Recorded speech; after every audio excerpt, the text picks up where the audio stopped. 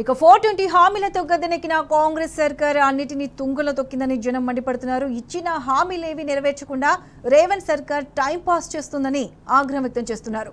హస్తం పార్టీపై జనాగ్రహం ఏ స్థాయిలో ఉందో ఒకసారి వారి మాటల్లోనే విందాం.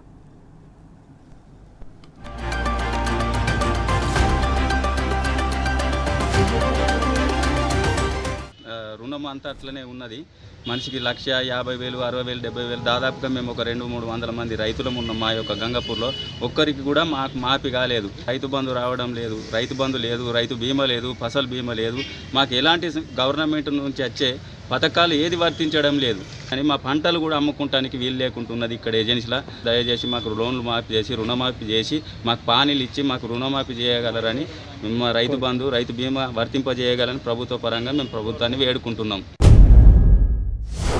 ఈ ప్రభుత్వంలో ఇచ్చిన హామీలు ఏమైనాయో అర్థం కాదు. ఆయన లెక్కలేని హామీలు ఇచ్చినప్పుడు అప్పటికి 4,000 కోడలికి 3,000 అని చెప్పుకుంటున్నాడు. తర్వాత ఏం చేయండి, ఏంది లేదు, అంతా వదిలే. రుణమాఫీలు అన్నాడు, ఏడో ఊరి పేరు ఇద్దరు కొమ్ము పోయి నేను చేసినట్టు వాయించుకున్నాడు. చేసేది ఏముందనంటే లేదు. కేసీఆర్ ప్రభుత్వం ఉన్నప్పుడు ₹1,00,000 రుణమాఫీ సమ్యంగా జరిగిపోయింది. ఈ కాంగ్రెస్ గవర్నమెంట్ వచ్చినాకట 2 లక్షలు రుణమాఫీ చేస్తున్నాడు. ఎలక్షన్ మూమెంట్లో ఏ రైతుకు కూడా సభ్యంగా జరగలేదు. ఎలక్షన్ మూమెంట్లో మేనిఫెస్టోలో 2 లక్షల రుణమాఫీ చేస్తాము, డిసెంబర్ 9 తారీఖు నాడు తెచ్చుకోరిగా మీరు అని అన్నారు. ప్రతి విలేజ్కి ఏ విలేజ్కి కూడా సభ్యంగా జరగలే. మీరు ఇక్కడైనా 2 లక్షల రుణమాఫీ జరగాలని కోరుకుంటున్నాను. 2 లక్షల రుణమాఫీ కాకపోతే మా రైతులే మీకు బుద్ధి చెప్తాం. కాంగ్రెస్ గవర్నమెంట్ ఎలక్షన్ మేనిఫెస్టోలో 5,000 బదులుగా 15,000 రూపాయలు ఇస్తా అని చెప్పాడు. 3 టర్ములు అవుతుంది. ఒక్కసారి కూడా ఒకేసారి ఇచ్చిండు. అది కూడా కేసీఆర్ గారు ఉన్నప్పుడు విత్తనాల టైంలో రైతు బంధు చేస్తుండే. ఈ కాంగ్రెస్ రేవంత్ రెడ్డి వచ్చిన తర్వాత కోతలు వచ్చే టైంలో ఇస్తుండు. అది కూడా ఒకేసారి ఇచ్చిండు. 3 పంటలు అవుతుంది, ఇప్పుడు కూడా ఇవ్వలేడు. కాబట్టి మీరు సకాలంలో రైతు భరోసా ఇవ్వకపోతే రాబోయే రోజుల్లో రేవంత్ రెడ్డి గారికి మా రైతులే బుద్ధి చెప్పే రోజులు వస్తాయని మేము హెచ్చరిస్తున్నాం. సంవత్సరంన్నర నుంచి కాంగ్రెస్ ప్రభుత్వం వచ్చినప్పటి నుంచి మాకు బాగా ఇబ్బంది కలుగుతుంది. ఈ ఫ్రీ బస్సు వల్ల 12,000 మ్యానుఫ్యాక్చర్లు ఇస్తున్నారు. ఇప్పటిదాకా ఏవీ లేదు. సంవత్సరంన్నర అవుతున్నది ఇప్పటికి వచ్చి. జీవన ఉపాధి కోల్పోయాము. ప్రభుత్వం నుంచి ఏమైనా సాయం చేయాలని కోరుతున్నాము. కాంగ్రెస్ ప్రభుత్వము హామీ ఇచ్చి 6 గ్యారెంటీలు ఇస్తామని చెప్పి సర్కార్ గద్దె ఎక్కింది. కానీ 6 గ్యారెంటీలు శూన్యమైనవి. కేవలము మహిళలను ఉద్ధరిస్తామని మహిళలకు గుడిసున్నా పెట్టింది. ముఖ్యంగా గ్యాస్ సిలిండరు ఫ్రీగా ఇస్తామని చెప్పి అది కూడా మొన్న 50 రూపాయలు సిలిండర్ పైన పెంచడం జరిగింది. గృహలక్ష్మి అని ఇండ్లు ఇస్తామని ఇండ్లు ఇంతవరకు లేవు. కళ్యాణ లక్ష్మి కింద 1,16,000 రూపాయలతో పాటు తులం బంగారు ఇస్తామని ఆ తులం బంగారు హామీ కూడా తొంగలో దక్కేసింది. ఈ విధంగా ఎన్నో హామీలు ఇస్తామని చెప్పి ఉచిత హామీలు ఇస్తామని చెప్పి గవర్నమెంట్ గద్దె ఎక్కి మాయమాట అని చెప్పి సర్కార్ ఫెయిల్యూర్ అయిపోయింది. మహిళలను పెద్ద ఎత్తున మోసం చేసిన సర్కార్ అంటే కాంగ్రెస్ ప్రభుత్వం. నా భర్త చచ్చిపోయి 5 దినం అవుతుంది. పింఛన్ ఇచ్చడం లేదు. 500 సిలిండర్లు ఇస్తాన్ని కుండలు రాలేంగా నాకు ఏమి సహాయం చేస్తలేరు.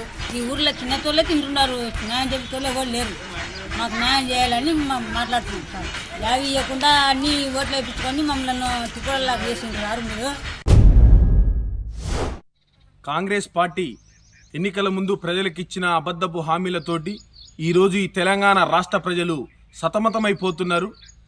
కాంగ్రెస్ పార్టీ అధికారంలోకి రాకముందు డిసెంబర్ 9వ తారీఖు 2023 నాడే తప్పకుండా ఇందిరమ్మ ఇండ్లను శాంక్షన్ చేస్తామని అబద్ధపు హామీలను ఇచ్చి ఈరోజు కూడా ఆ ఇందిరమ్మ ఇండ్ల ఊసెత్తకపోవడం చాలా బాధాకరం. ప్రతిరోజు ఏదో పేపర్ల ప్రకటనలకు మాత్రం ఇందిరమ్మ ఇల్లు ఇస్తున్నామని 1 సంవత్సరం 6 నెలల నుంచి అయ్యే మాటలు చెప్పుకుంటా కాలం గడుపుతుంది. ఈ మాటలను నమ్మి పాపం అమాయకు ప్రజలు ఈరోజు వాళ్ళ ఇండ్లను కూల్చుకొని ఈ కాంగ్రెస్ పార్టీ ఎప్పుడు ఇండ్లను ఇస్తుందా అని ఎదురు చూస్తూ ఉన్నారు. దీనికి కాంగ్రెస్ పార్టీ ఆ ఇల్లు కూల్చుకున్న పేదలకు ఏం సమాధానం చెప్తుందో చెప్పాలి. ఇప్పటికైనా మీ అబద్ధపు హామీలను ప్రజలందరూ గుర్తించి మీ మీద చైతన్యంగా తిరుగుబాటు చేయడానికి ఈ తెలంగాణ రాష్ట్ర ప్రజలు సంసిద్ధంగా ఉన్నారు అని తెలియజేస్తున్నాము. అయ్యా రేవంత్ రెడ్డి గారు 420 హామీలు ఇచ్చి నియోజకవర్గానికి 3,000 ఇల్లు ఇస్తాని ఇందిరమ్మ ఇల్లు ఇస్తానటువంటి రేవంత్ రెడ్డి గారు దసరా పోయింది, దీపావళి పోయింది, అదేవిధంగా ఉగాది పోయింది. మీరు ఏ దేవులం అయితే ఒట్టేసి నేను ఇందిరమ్మ ఇల్లు ఇస్తా అని 420 మోసాలు చేసి 420 అబద్దాలు చెప్పి ప్రజల్ని మభ్యపెట్టి మోసపుచ్చినటువంటి రేవంత్ రెడ్డి గారు వెంటనే ఏదైతే మీరు హామీ ఇచ్చిరో ఇందిరమ్మ ఇల్లు ఇస్తా అని మీరు హామీ ఇచ్చిరో హామీని వెంటనే నిలబెట్టుకోవాలి. లేకపోతే ఆ హామీని నిలబెట్టుకోకపోతే ప్రజలే నీకు తిరగబడి నీకు సమాధానం చెప్పే రోజులు దగ్గరలో ఉన్నాయి. కాబట్టి వెంటనే రేవంత్ రెడ్డి గారు ఇల్లు మంజూరు చేసి ఇందిరమ్మ ఇల్లుని వెంటనే మంజూరు చేయవలసిందిగా మేము ప్రజల పక్షాన కోరుకుంటాం.